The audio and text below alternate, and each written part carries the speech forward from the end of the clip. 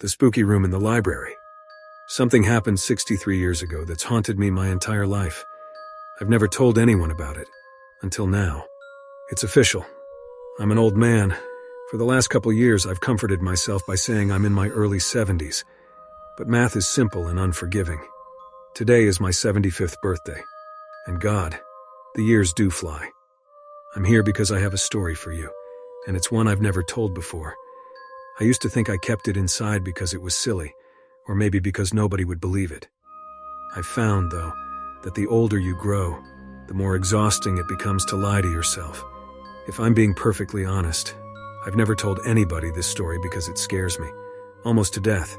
But death seems friendlier than it used to, so listen close. The year was 1950. The setting a small town in Maine. I was a boy of 9, rather small for my age, with only one friend in the world to speak of, and his family, seemingly on a whim, decided to move 2,000 miles away. It was shaping up to be the worst summer of my life. My pop wasn't around and my mom was a chore whore. Boy, was I proud of myself when I came up with that one, so I wasn't apt to hang around the house.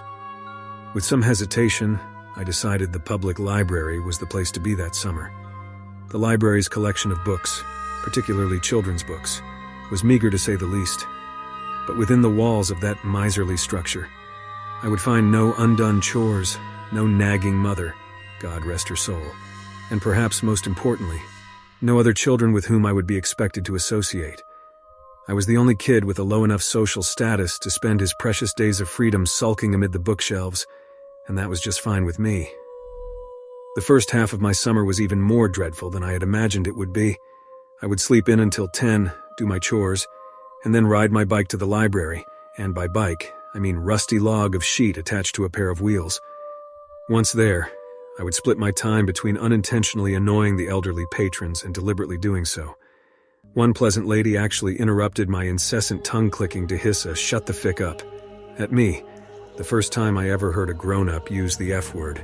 Big ficking deal, I know. But in those days it was unheard of. The dreary days turned to woeful weeks. I had actually begun praying for school to start again, until I discovered the basement. I could have sworn I'd roamed every inch of that library. But one day, in the far corner behind the foreign language collection, I stumbled across a small wooden door I had never seen before. That was where it all began. The door was windowless and made from oak that looked far older than the wall in which it rested. It had a knob of black metal that quite literally looked ancient. I wouldn't have been surprised to learn it was crafted in the 17th century. Engraved on the knob was what appeared to be a single footprint. I had the sense that whatever lay beyond this door was forbidden to me, and therefore probably the most interesting thing I would encounter all summer. I quickly glanced around to make sure nobody was watching me, then turned the heavy knob, slipped behind the door, and shut it. There was nothing, only darkness. I took a couple of steps and then stopped, unnerved by the totality of the shadow which surrounded me. I waved my hands in front of me in an attempt to find a wall or a shelf or anything to hold on to. What I actually found was far more subtle, a small string, dangling from above but far more useful. I grabbed it firmly and pulled it down. Back in the day, lots of light bulbs were operated with strings, and this was one of them. My surroundings were instantly illuminated. I was standing on a small, dusty platform that looked as though it hadn't seen life in quite some time.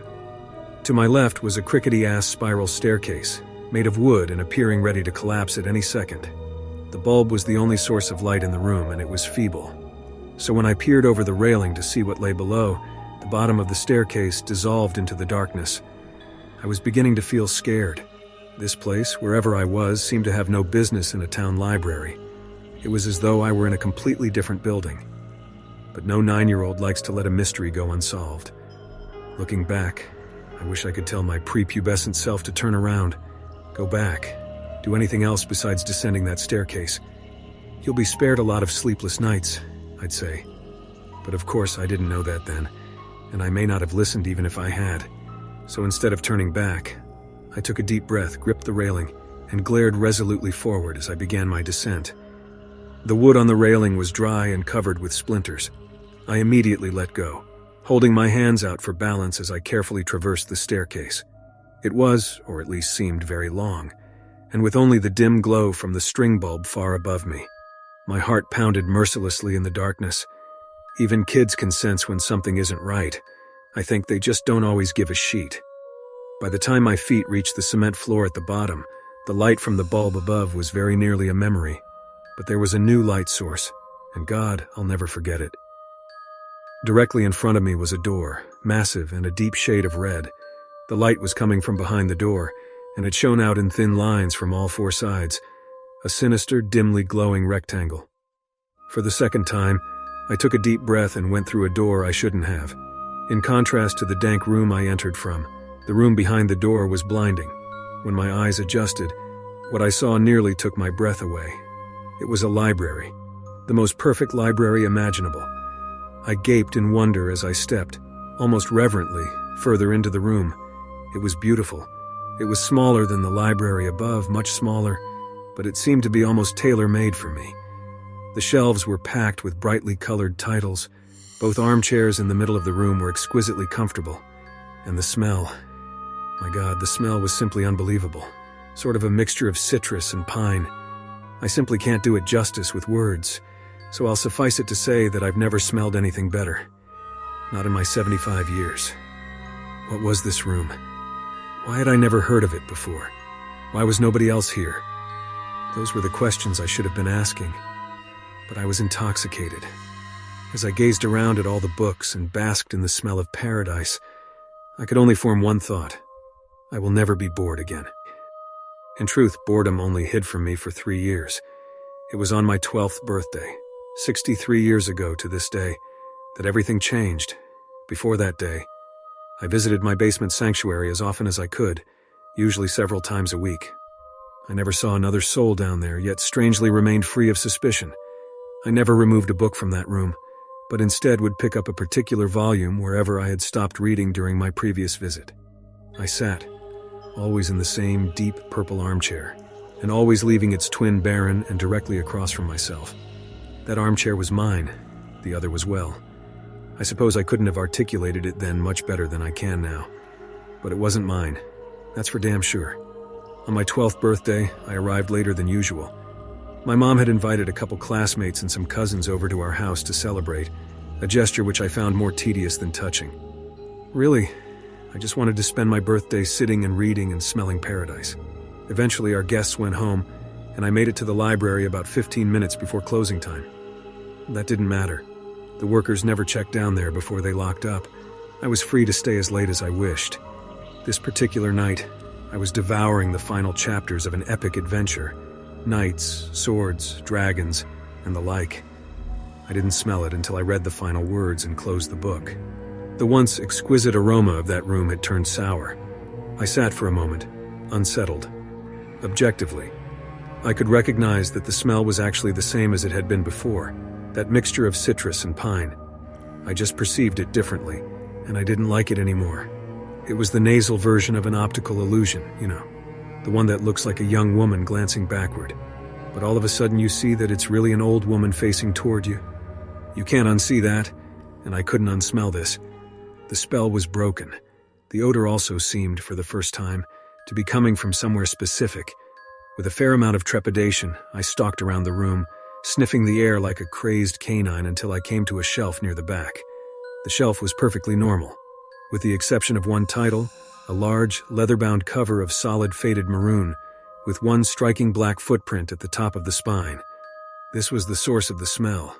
I opened the front cover and saw one sentence scrawled neatly in blood-red ink atop the first page. "Rest your sorrows down, friend, and leave them where they lie." I stared at this sentence, mesmerized. As I began to retreat to my chair, I turned a page, blank. The smell became stronger. Another page, blank, and the smell grew stronger still. I stopped for a moment, suppressed a gag, and continued walking. Then, as I neared the armchairs, I turned one final page, and there, in the same sinister print, was the last thing I expected to see, my own name. I dropped the book. I began to sprint toward the door, but as I shifted my gaze forward, my heart leapt to my throat and I stopped in my tracks. The empty chair wasn't empty anymore.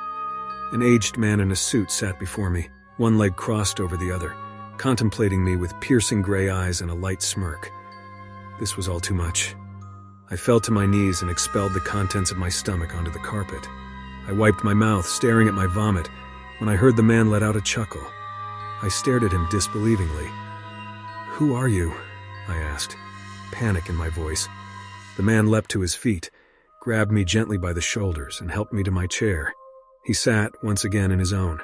"I fear we got off to a bad start," he said, glancing at the pile of sick on the carpet. "The smell, it does take some getting used to." "Who are you?" I repeated.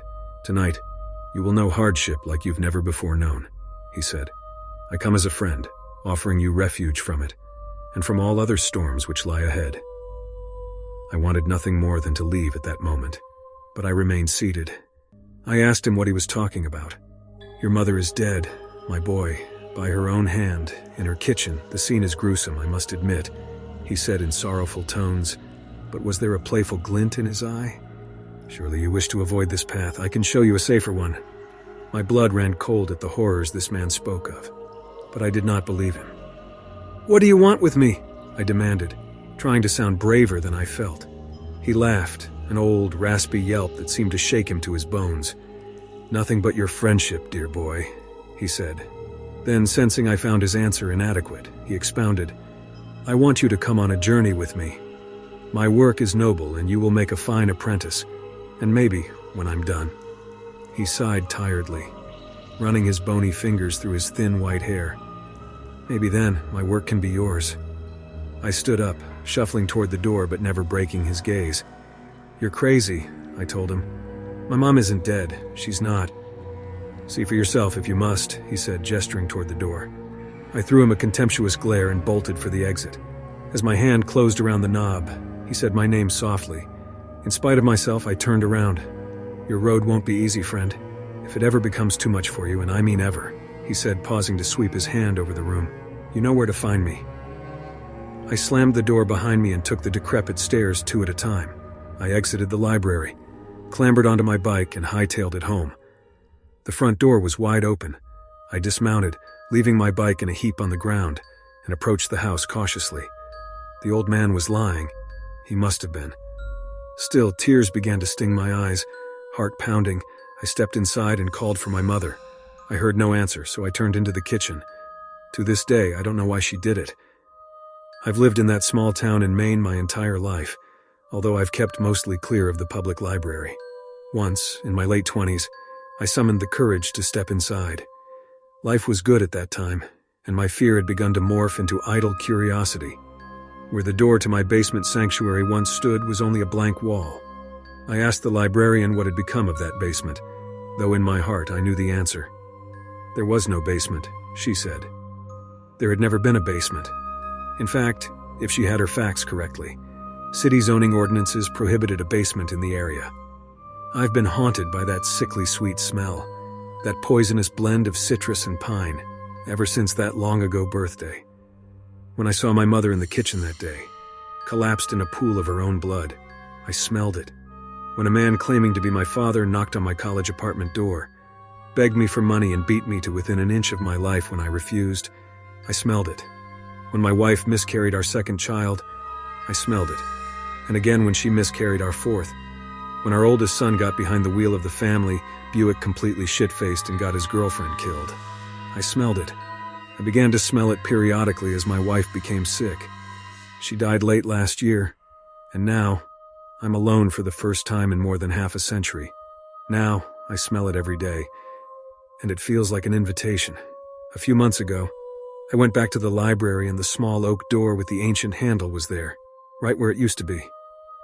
My evening walk has brought me past that library every day since, but I haven't gone inside. Maybe tonight I will. I'm frightened to die, yes, but lately I'm even more frightened to keep living. The old man was right, my road hasn't been easy, and I doubt it will get any easier. Rest your sorrows down, friend, and leave them where they lie. He promised relief, a refuge, he said. Was he right about that too? There's only one way to find out. After all, I still know where to find him.